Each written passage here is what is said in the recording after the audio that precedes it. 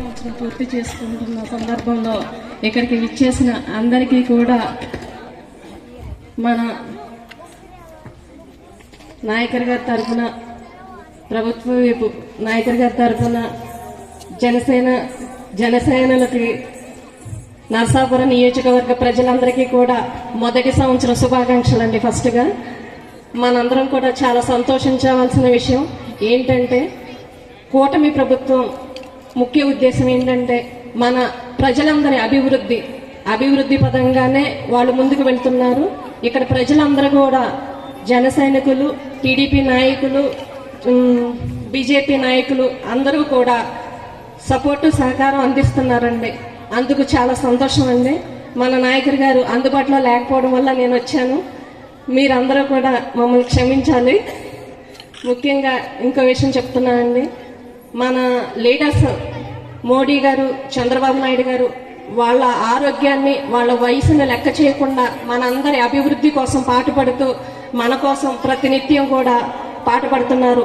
వాళ్ళందరికీ కూడా మన సపోర్టు సహకారం అందించాలి. ఎందుకంటే మనం కోరుకున్నది ఏంటి, మన అభివృద్ధి బాగుండాలంటే కూటమి ప్రభుత్వం అధికారంలోకి రావాలని చెప్పి కోరుకున్నాము. అదేవిధంగా 2024లో అందరూ కూడా సపోర్ట్ చేశారు. వాళ్ళ సపోర్ట్ చేయడం వల్ల మనం అధికారంలోకి వచ్చాము. మన పిల్లల భవిష్యత్తు బాగుంటుంది. నేను చాలా చోట్ల క్యాంపెయిన్ చేయడానికి వెళ్ళినప్పుడు చాలా మంది ఏం చెప్పారంటే, మీరు కష్టపడితే ఇక్కడ నెగ్గుతారు కానీ అధికారంలోకి రారు, మేమే వస్తామని చెప్పేసి అన్నారు. నిజంగా నేను గుళ్ళకు గోపురాలకి వెళ్ళినప్పుడు నేను ఒకటే కోరుకున్నాను, ప్రభుత్వం మారాలి, ప్రజలందరూ కూడా సుఖ సంతోషాలతో ఉండాలని చెప్పేసి కోరుకున్నాను. ఇప్పుడు అనిపిస్తుంది నాకు, నా కొరకు నేను ఎప్పుడు కూడా కోరుకోలేదు అని చెప్పేసి. మన కొరకు మనం ఏది కోరుక అవసరం లేదు. 10 మంది మేలు కోరుకుంటే మన బాగు 10 మంది కోరుకుంటారు, మన భవిష్యత్తు బాగుంటుంది. మన చంద్రబాబు నాయుడు గారు అధికారంలోకి రావడం వల్ల ఫ్యాక్టరీలు వస్తాయి, ఎవరి సంపాదన వాళ్లే సంపాదించుకుంటారు, 10 మందికి పెట్టే విధంగా ఉంటుంది. మీకు చెప్పాలండి, మన డిప్యూటీ సీఎం గారు 2019లో 2 చోట్ల ఓటమి చెందిన ఆయన నిజంగా చెప్పుకోవాలంటే ఏంటి, ఆయనకి క్రేజ్ ఉంది, ఆయనకి ఆస్తిపాస్తులు ఉన్నాయి, ఆయనకి ఏమీ అవసరం లేదు. ఆయనకి కావాల్సింది ఏంటి, మన బాగు. 2019లో 2 చోట్ల ఓటమి చెందిన ఆయన వెనుతిరగకుండా 3 పెళ్లిళ్ళు చేసుకున్నారన్న మాట పడుతూ కూడా మన కోసం రోడ్డెక్కారు.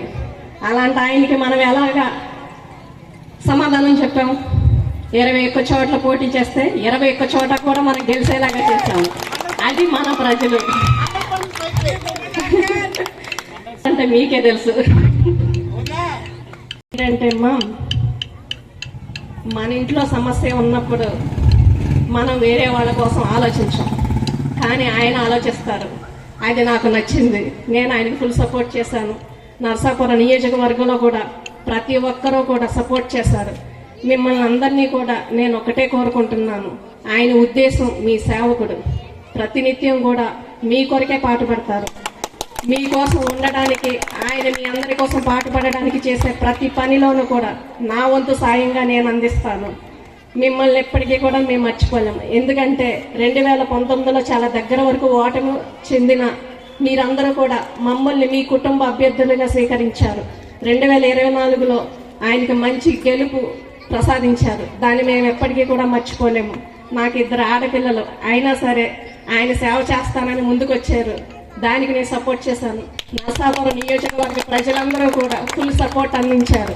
మా వంతుగా మీ అందరికీ కూడా అందుబాటులో ఉండి సేవ చేసుకునే భాగ్యం ప్రసాదించినందుకు మేము చాలా సంతోషం. ఆ తప్పు మళ్ళీ రిపీట్ కాకుండా చేసుకునే బాధ్యత మాది. మీ అందరికీ కూడా అందుబాటులో ఉంటామని మరొకసారి చెప్తున్నాను. మళ్ళీ ఇంకొకసారి చెప్పాలి, మనం మొదటి సంవత్సరం పూర్తి చేసుకుంటాం.